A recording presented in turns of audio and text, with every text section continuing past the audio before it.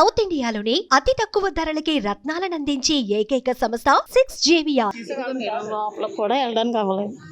ఎక్కడ అవుతుంది అసలు? మొత్తం పడిపోయింది కదా. లోపల కూడా వెళ్ళడానికి వెళ్ళదు. చిన్న చిన్న పిల్లలు పెట్టుకొని అక్కడే ఉంటున్నాం మేము. ఎంతమంది అమ్మా పిల్లలు? నాకు 2 బాబులు.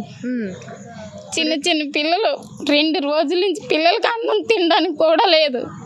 ఎవరు కూడా పోనీ అన్నం కూడా పెడతామని మా ఊరి పెద్దలు కానీ ప్రెసిడెంట్లు కానీ ఎవరు ఏమనలేదు. ఇలాంటి దగ్గర ఎలా ఉంటామండి మేము? ఎలా ఉంటారు అసలు? ఎలా ఉండడం? కనీసం వెళ్ళడానికి కూడా అవకాశం లేదు. ఏరమ్మా పిల్లల్ని ఎక్కడ పెట్టారు? ఏం తిన్నారు? అదిగో ఒక బాబు అక్కడ ఉన్నాడు. ఒక బాబు డాబా పైన. ఏ కన్న తల్లికైనా ఈ పరిస్థితి ఉంటుందా చెప్పండి? ఉండడానికి ఊరుంది, అది కూడా హైవేనా అనుకుని. ఇల్లేమో ఇలా పడిపోయింది, మొత్తం నీరు చుట్టుముట్టేసింది. ఒక పిల్లడు అక్కడ ఉన్నాడు, ఇంకో పిల్లడు ఇంకొకరు ఇంటి దగ్గర కూర్చున్నారని ఆ తల్లి ఆకలి వేస్తే మేము తట్టుకోగలం, పిల్లలు తట్టుకోగలరా మేడం? కానీ పెద్దలు కానీ ప్రెసిడెంట్లు కానీ ఎవ్వరూ పట్టించుకోలేదు మేడం. ఏం చేయాలో కూడా తెలియట్లేదు. ఈ ఊరు వదిలేసి వెళ్ళిపోవాలనిపిస్తుంది, అంత బాధ అనిపిస్తుంది మేడం. ఈ ఊర్లో ఉండి ప్రతి సంవత్సరం కూడా ఇదే బాధ. పిల్లలు ఏం చేయాలో తెలియట్లేదు. మేమైతే ఏదోలాగా ఉంటాం. 2 రోజులైంది పిల్లలకి ఇంత అన్నం కూడా పెట్టలేదు. చాలా బాధ అనిపిస్తుంది మేడం. మాకు మీరు ఏదో న్యాయం చేయాలి. తప్పకుండా అమ్మా, తప్పకుండా. మీరేం బాధపడకండి. మేము కూడా, మాకు ఒక ఫోన్ కాల్ వచ్చింది, ఒక్కసారి మా ఊరు రండి మేడం అని. ఏంటి ఇలా నీట మునిగిన గ్రామాలు చాలానే ఉన్నాయంటే, లేదు మేడం మీరు ఒక్కసారి వచ్చి మా పరిస్థితి అధికారులకు చూపించండి.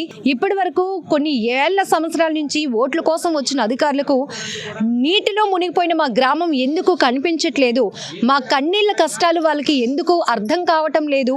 మీ ద్వారానైనా, సుమన్ టీవీ ద్వారానైనా ఒక్కసారి మా కష్టాలు చూపించండి, నీటిలో మునిగిపోయిన మా గ్రామాన్ని చూపించండి అని వీళ్ళంతా వేడుకున్నారు.